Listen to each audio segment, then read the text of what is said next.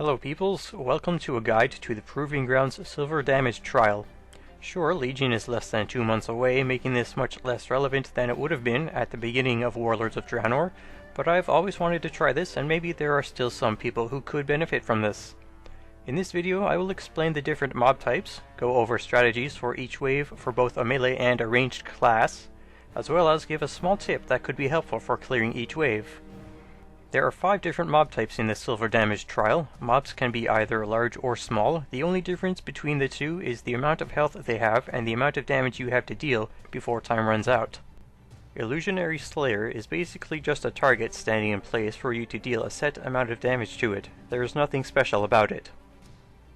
Illusionary Guardian turns in a random direction and becomes immune to incoming damage in a frontal 180-degree cone for about 10 seconds.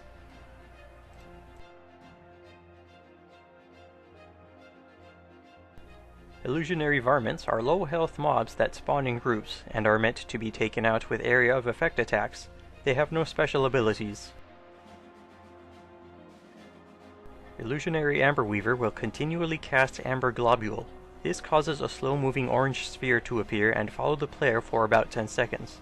When the Amber Globule collides with the player or an illusion, that unit and any others nearby are stunned for 6 seconds and take increased damage. A couple of things I've learned when studying this illusion. It will turn to face the player before it begins casting. During the cast, when you can see the Amber Globule forming, you cannot be hit by the Amber Globule during this short time. Pets cannot be hit by the orb, but they can still be affected by the secondary splash effect when the Amber Globule hits another unit. Illusionary Mystic will cast Heal Illusion on other illusions that are below 75% health. This spell targets a single unit, has a 15-second cooldown, and can be interrupted. Most crowd control, like Disorient, Sap, Stuns, and Silences, can be used to interrupt it. Abilities that knock units back will not work, however. Abilities that don't explicitly interrupt but do stop the cast will keep him from casting Heal Illusion once again for about 15 seconds. Normally I'd start each wave in a favorable position, but so that less familiar players can more easily adapt and learn from this, I'll be starting each wave facing the center. Wave 1 lasts 30 seconds and has 1 small Sorok and 1 small Guardian. You need only to kill one, then the other. As a melee spec, don't try to deal damage to them equally. It would not be very efficient to be spending valuable time moving between them instead of dealing damage. My tip for wave 1 is to stand next to the Guardian and behind him, to minimize the amount of moving you'll have to do if he turns in an unfavorable direction. Wave 2 lasts 40 seconds and has 3 large varmints, 3 small varmints, and 1 small Sorok. One way you can clear this wave is to first use area of effect attacks to get rid of the vermin, then focus on the remaining Sorok. Another way you can do this is by clearing it in the reverse order of the previous method. Just be sure to use area of effect abilities to take out the vermin quickly. My tip for Wave 2 is to make use of abilities that benefit from multiple enemy targets, such as Arcane Mage's Arcane Orb talent, or Enhancement Shaman's Lava Lash and Fire Nova. Some classes even have an ability that applies a damage over time to multiple targets at once. Wave 3 lasts 35 seconds and has 2 small Sorok and 1 small Amber Weaver. As a melee, you can start by attacking the Amber Weaver until he starts casting Amber Globule, or until you've taken out a decent chunk of its health.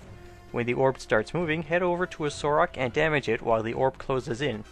Step a short distance away so that you're not hit by the stun, then kill the Sorok. Then move to the second Sorok, making sure to kite the next Amber Globule so that it will hit the second Sorok. Then you can just clean up. As a ranged, you can start by standing behind one Sorok and damaging the other on the opposite side of the Mantid. You can damage and sometimes kill it while waiting for the first Amber Globule. This will be useful for casters as it will reduce the time spent moving and kiting the Amber Globule. My tip for Wave 3 is to just control the orb. The Slayers are just targets and nothing to worry about. Movement abilities can be very helpful here. Wave 4 lasts 45 seconds and has 3 large varmints, 3 small varmints, and 1 large Amber Weaver. Start by attacking the varmints, making use of the Amber Globule's splash effect and your own area of effect abilities. Then you can focus on the Amber Weaver. My tip for Wave 4 is that while it's generally a good rule to leave the Amber Weaver until last to get the most out of its Amber Globule, you can choose not to on this wave. The Amber Globule will let you kill the higher health large Amber Weaver quicker, and the varmints will die quickly to area of effect attacks like in Wave 2, even without the use of the Amber Globule. Large varmints do not have that much more health than their smaller counterparts anyway.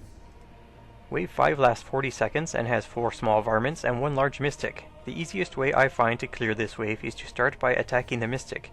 Once his health gets below 75%, be ready to interrupt it or otherwise stop the cast. Being a large illusion, it will take a bit longer to kill, so you may need a second interrupt ready if you do not manage to kill him before he's able to cast it again. Classes with an interrupt on a longer cooldown are more likely to need a second ability that will stop the mystic's cast. My tip for Wave 5 is to start by damaging a varmint, forcing the mystic to cast his heal illusion. There's no need to interrupt this, since the amount of health healed is extremely negligible. You'll have about 15 seconds until he is able to cast it again. Use that time to work on killing him. His cooldown will probably be up again before you can finish him off, so be ready to interrupt it. Wave 6 lasts 65 seconds and has 1 large Sorok, 1 large Guardian, and 1 large Mystic. Start by killing the Mystic as in the previous wave, but with no varmints, you can't make use of the tip I gave. However, I have a different tip for this wave instead. Then go for the Sorok and the Guardian. As always, be sure to attack the Guardian from behind. My tip for Wave 6 is to use one of your damage cooldowns here. All the illusions are large, so they will have more health. Using a cooldown will help kill them much faster than normal. Also, just relax. The large health pools may be intimidating, but this wave and Wave 8 will give you the most time to clear a wave in the silver damage trial. Also, apart from the Mystic, you've got the same illusions as in Wave 1, only bigger. Wave 7 lasts 60 seconds and has 2 small Guardians, 2 small Varmints, 1 small Amber Weaver, and 1 small Mystic. As always, the Mystic is a priority, so start with him. Being a small illusion, it shouldn't take nearly as long to kill as the previous 2. Guide the first Amber Globule into it as well. Then you'll want to kite an Amber Globule over to a Guardian to help with killing it and again to the other. Finishing with the Amber Weaver for last. My tip for Wave 7 is to try to quickly kill the varmints first, though once the first Amber Globule is cast, you should use it to stun and kill the Mystic. Killing the varmints sooner than later will help by not having them possibly getting in the way when guiding an Amber Globule to a Guardian. Wave 8 lasts 65 seconds and has 2 small Amber Weavers, 1 large Sorok, and 1 large Mystic. As always, focus down the Mystic first, being sure to step away to avoid being stunned by the splash effect of the Amber Globule hitting it. With 2 Amber Weavers casting frequently, you will need to move around noticeably more, but the Mystic will almost always be stunned and will go down quickly. You'll then probably want to take out an Amber Weaver, then the Sorok, before finishing with the second Amber Weaver.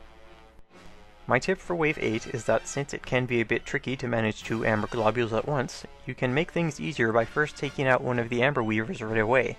Try to use his own Amber Globule to stun him and defeat him more quickly. While you're killing the first Amber Weaver, the other one may keep the Mystic from healing. However, there are a few seconds where he could be able to successfully heal, so be ready with an ability that can prevent a successful cast if needed. The rest of the illusions should go down more easily with just 1 Amber Orb to manage. And, of course, your priority will be the Mystic, the Sorok, and the Amber Weaver for last. There are many other ways to clear each wave in addition to the methods I've shown in this video. Research your class abilities and you may even find something that works better. Glyphs and talents can also be very helpful. While some can be useful outside of the Proving Grounds, they may have zero use here. Don't be afraid to experiment and try a glyph or talent outside of your comfort zone. You might even prefer it. And that's pretty much it. Proper positioning on the Guardian, interrupt and prioritize the Mystic, use area of effect abilities to take out the varmints, and a good control of the Amber Weaver's Amber Globule, and saving the Amber Weaver for last so that you always have Amber Globules to use to increase your damage against other illusions. Thank you for watching, and I hope this has been helpful, and good luck to anyone striving for or having difficulty with the Silver Damage Trial.